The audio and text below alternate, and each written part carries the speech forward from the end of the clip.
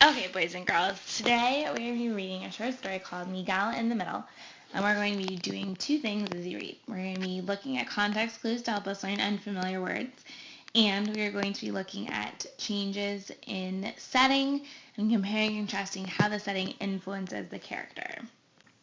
For as long as I can remember, I've always been in the middle. I'm in the middle child in my family. I've always sat in the middle of the classroom in my school. Even my first and last names, Miguel Martinez, start with an M, the middle letter of the alphabet. Luckily, I'm also in the middle of a large circle of friends. Most of them are classmates in school, or at least they were until now. You see, I started middle school in September, and the transition from elementary school caused some painful changes to me. So before I go on, I'm going to stop and I'm going to look at this word transition. I don't know what the word transition means, but I'm going to use the context clues around it to understand what it means. So the context clues that I see are we're talking about middle school. He started middle school in September, and the transition from elementary school caused some painful changes. So I'm going to apply a guess the word, and I'm going to take out the word transition and see if I can replace it with a synonym that would make sense. You see, I started middle school, and the change from elementary school caused some painful changes. Does that make sense? Yeah. Change seems to work to replace the word transition. So I'm going to make a guess. The word transition means change. All of my closest friends go to a different middle school in the area because of the way our school district is mapped out. The only classmate I know from my old school is Jake, who's a genius in math, but since it's not my favorite subject, we never became friends. Another big change is that I am no longer situated in the middle of the classroom. My seat is now in the front row. Also, my new teachers shovel tons more homework at us, especially in math, than we used to get. So you can imagine why my heart wasn't exactly dancing when middle school began. By the end of October, Jake and I had become good friends. It happened because I was so hopeless trying to do my math homework. I have a disdain for math, especially fractions. So again, I have the word disdain. I don't know what disdain means, but I'm going to use the context clues hopeless in the sentence before it. And the next sentence, to me, fractions are a foreign language. If they're describing something as a foreign language, I'm going to guess that it's hard. So I'm going to guess that disdain means a deep hatred. I'm going to replace it and see if it makes sense. I have a deep hatred for math, especially in fractions. Yep, that makes sense. I'm going to make a guess that the word disdain means deep hatred. I may as well be trying to learn Greek or Latin. So one day I approached Jake after school. Hey Jake, I began. I was wondering if you could help me with the math homework, right? He said, completing my sentence. Sure, I'd be happy to help you, Miguel. I was stunned because, to be truthful, I wasn't sure until that moment that Jake even knew my name. And yet here he was, happy to save me from my drowning in my sea of math problems. That night, Jake and I had a study session, and it was time well spent. I must admit that Jake's a superb math teacher. He uses slices of pizza pie to explain the idea of eighths and sixteenths, and by the end of the night, I finally understood why eighths and sixteenths is the same as 1/2. The next day in class, I was even able to answer one of the math problems our teacher put on the chalkboard. She was surprised when I raised my hand, and guess what? So was I. They say the time flies when you're having fun, and I guess it's really true. I can't believe winter vacation is almost here. The school days have been flying by like a jet plane. I suppose it's because I'm a much more focused student, especially in math, than I ever was before. Okay, I'm going to stop here, and before I finish reading the rest of the story, we're going to compare and contrast Jake's experience in middle school at the beginning and the end of this story. Okay, so before we go on, I'm going to go back and I'm going to reread the part that describes Jake's old school, his elementary school, and compare it with his new school.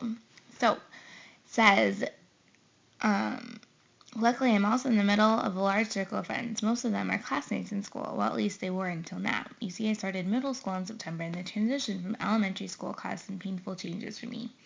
All of my closest friends go to a different middle school in the area because of the way our school district is mapped out. So his old school, he had a large circle of friends. All right. He also had a seat in the middle of the room.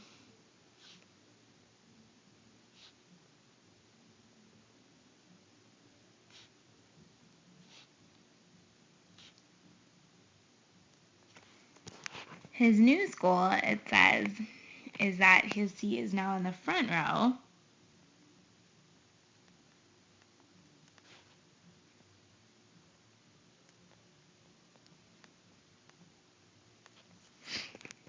and he has lots more homework.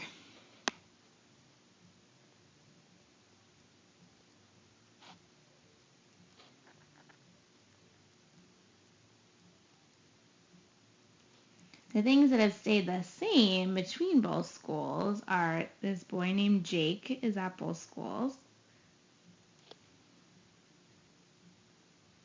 and he still hates math.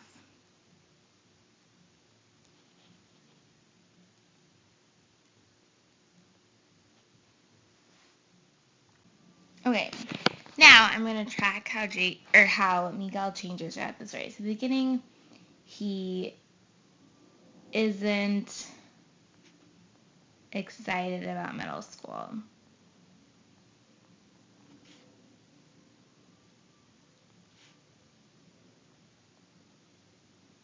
How do I know? Well, I'm going to go back to the text and I'm going to read that it says, so you can imagine my heart wasn't exactly dancing when middle school began. That's text evidence that shows me that he's not excited about being in middle school. It's personification describing his heart not dancing, and it's another way to say that he isn't excited.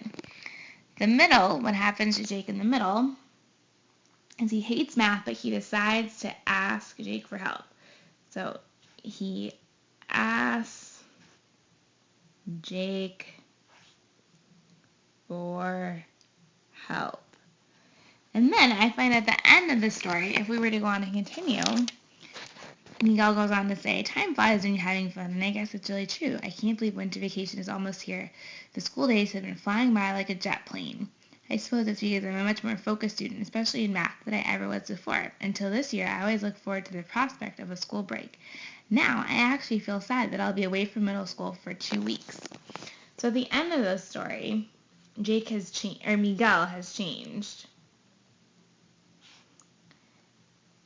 He enjoys school and enjoys math because of Jake's help. He enjoys school and math because of